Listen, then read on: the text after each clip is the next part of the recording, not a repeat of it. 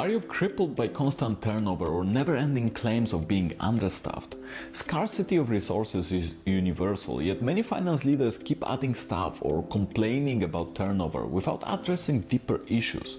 Together we'll discover how a thoughtful approach can end the chaos in your financial structure. Welcome! Today we'll tackle common challenges in structuring your finance organization. What are they? Too few people or too many tasks, high turnover that disrupts stability, and a struggle to align finance roles with overall company priorities.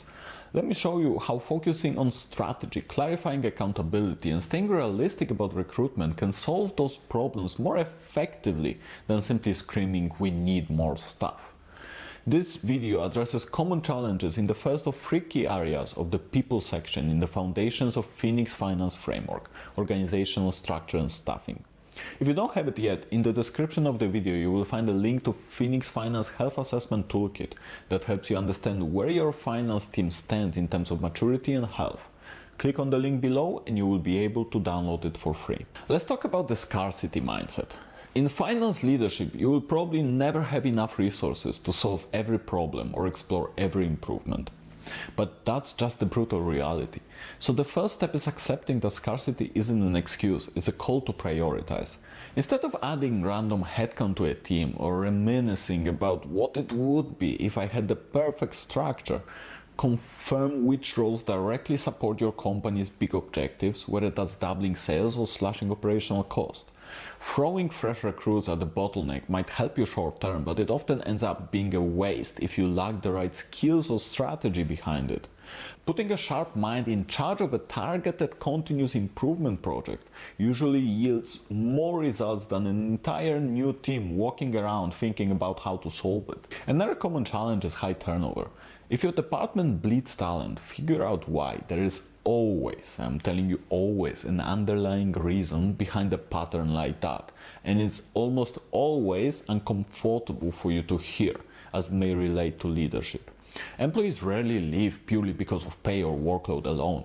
It is more commonly about leadership issues, career stagnation, or a toxic culture. So investigate each departure. Did they feel unappreciated or see no path to develop new skills? If it's an entire area, examine the manager.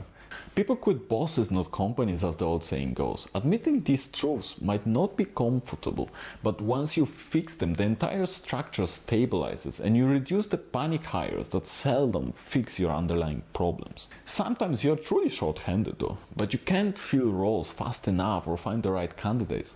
It's another very common challenge in finance in particular. Are you sure your job ads reflect an enticing position?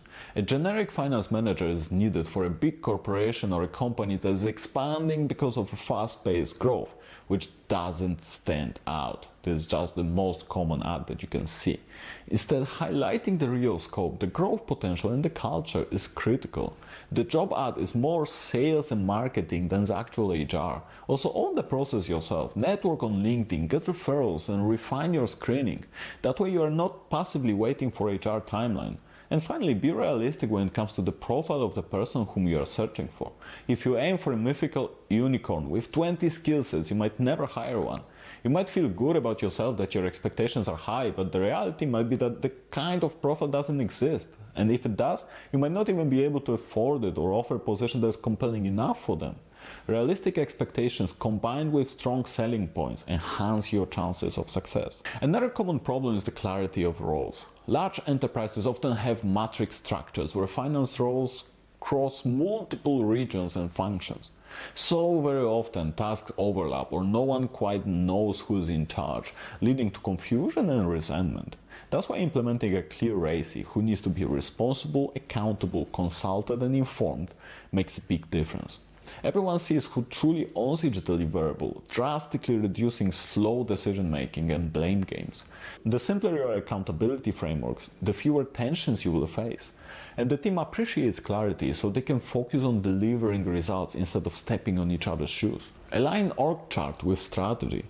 Going further though, before you finalize any structure, ask, does this arrangement reflect what the business values most right now, or will it in foreseeable future? If the push is growth, do you have enough commercial finance experts to partner with sales or marketing? If cost control is a top priority, do you have robust operational or overhead analysis roles? Copying and pasting another company's structure almost never helps if your strategic context is different. Tailor it to your unique environment, ensuring each box on that chart matches a real strategic need. Finally, define direct reporting lines so each role isn't juggled among 3 managers. People need to know who they ultimately report to. Ambiguous chains of command can cause meltdowns under stress, especially if you work in a matrix organization. Also, each function or major project should have a single ultimate owner. So if something goes wrong, you know who is accountable for fixing it. This clarity fights the creeping blame culture. With accountability in place, you can manage performance and results far more effectively.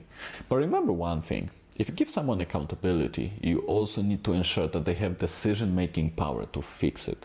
One of the most demotivating things you can do is to give someone accountability without the real power to make the decisions needed to fix anything. So how do we narrow it down to a simple framework? First, list top 3 priorities. Pin down the crucial business outcomes for your finance team, like revenue growth, cost efficiency, or compliance excellence. Then check if your structure matches those needs. Then check turnover patterns. Look at which roles or sub-teams show high attrition.